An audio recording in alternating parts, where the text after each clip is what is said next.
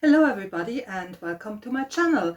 This is my very first booktube video ever, and yeah, I'm a bit nervous and all that, so I brought a plant companion along, meet Crassula, and yeah, I've heard that they help with keeping you calm and anxiety and all those things, and I thought, yeah, I could really do with this today. What's wrong now? What do you mean the ring light is bothering you? No, it can't be further away. We talked about this. No, it's too dark. Yeah, no, you'll be okay. No, it won't give you leaf burn. It's artificial light. Yeah, I promise. Yes, it's okay. Yeah, I'm going to talk about the book now. Yeah, book. Yes. Yeah, we're doing this. Yes, thanks. Yeah. Okay, great. Right. Plants, huh? Yeah, the book. Ian C. Esslemont's Night of Knives. This will be a spoiler-free review, and this is his first book in a series called Books of the Malazan Empire. What now? Yes, it's the same world as Stephen Erickson's Book of the Fallen. Yeah, Malazan Book of the Fallen. Yes, it's this. Yeah. No, I will not compare them. I think it's not fair. This is a wonderful book, all in its own right. It doesn't need those comparisons. No. Yeah, they have shared characters. So what? Yeah. They also have the same world of equal opportunity, which is great. I mean, who wouldn't want that? Yes. Yeah, there are common themes as well. Yeah. Yes, compassion, for example, or the individual sacrificing themselves for the wider good. Yeah, all in here. Yes. No, no comparison. No, shush, no. Right, Night of Knives. This book has a very pared back structure. We have a limited timeline of less than 24 hours, so this starts at the evening and then brings us through the night to the next morning of the night that's called the Night of the Shadow Moon. Now, this night is special. It's a bit like maybe Halloween, or maybe even more modeled on its older predecessor, the Celtic festival of Samhain. Things go bump in the night, and it's Malazan, so big things go bump in the night. But it's also special because magic is much more potent. Magical creatures can cross more easily into the normal world, and so this is kind of like the time frame of the book. It's also set in just one place, Milan City, and we only have two POV characters, Tampa and Kiska. And the plot itself also is, yeah, almost minimalist, and it's not much of a spoiler because it says so more or less right from the start, that the starting point of the plot is the old emperor wants his throne back, and he thinks that this special night, the Night of the Shadow Moon, will be the best time to do so. And yeah, despite this really minimalist setup, this book is wonderful. It's teeming with life, teeming with people, with creatures. The plot is very fast-paced in places. There are fights, there are battle scenes. So yeah, it's overall a very rich book that we're getting, and a very rich story we're getting from Esslemont here, despite this very, very sparse structure of the book. Our two characters are also wonderfully rendered. We have Temper. Temper is the grizzled army veteran. He wants to retire from the army, but he's also the type whenever there is a new opportunity, that's it, he has to do it.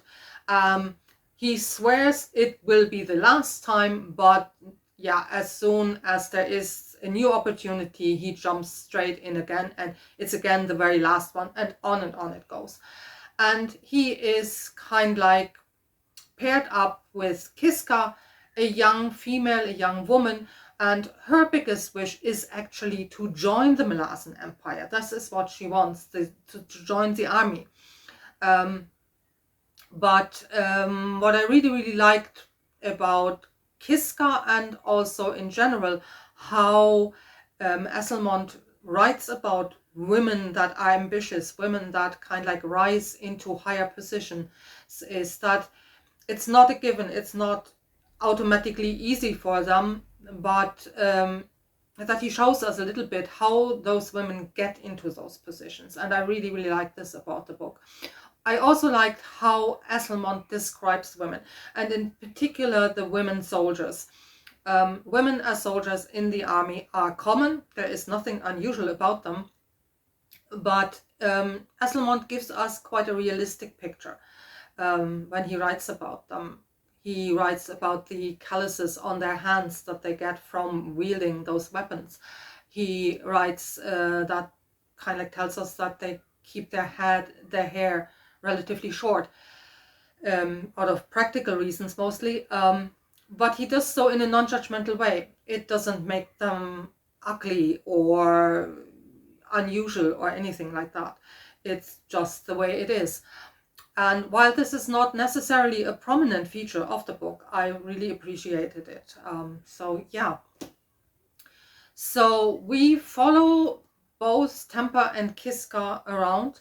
And while they're very different, kind of like in gender, in age, in where they are in their life, they both kind of like complement each other as they face a similar dilemma. They're both on a quest of kind of like discovery and a quest on where is my place in the world. And of course they will come to different answers to this because they have very different starting points. Yeah, the kind of like underlying theme of the book is really kind of like finding your place, and where will that be? As well as that kind, they also have to, of course, figure out how do they relate to the situation that's unfolding around them. So yeah, even if you haven't read Malazan in any way before, I think you can read this book without any problems. Esslemont gives all the information that the reader needs, even with characters that he and Erikson share. There is no problem. They're perfectly explained, what's their function, who they are. So there is really no knowledge about Malazan necessary to read this book. So I also think this might be then a good book for people who are a little bit on the fence, who feel intimidated by the Malazan Book of the Fallen and say, well, this whole Malazan stuff might not be for me. So I think this might perhaps be a good taster to kind of like figure out, yeah, do they like this? What do you want perhaps to carry on with this?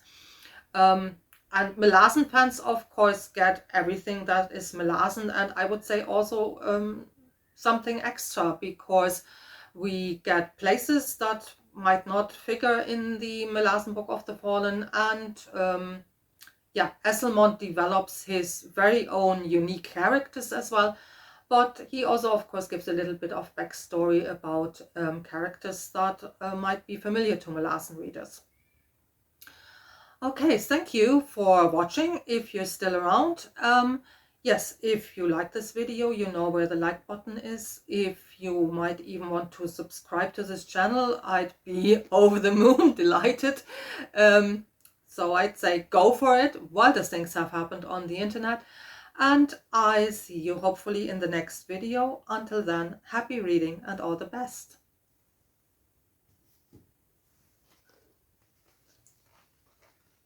There now. All good. Yes. Yeah, we're doing this every week now. Yes, every Wednesday. Yeah. What do you mean about the channel name? Do unicorns read? What's wrong with that? Uh-huh. Do plants read? Well, I don't know. You're the plant. Oh, okay. Audiobooks. You like audio? Yeah, you have no hands. Yeah, okay, yes. Of course. Yeah, that makes sense. Yeah. Mm-hmm. Yeah, we're going to the windowsill now. Would you like some music? Okay, yeah. Great. Bye.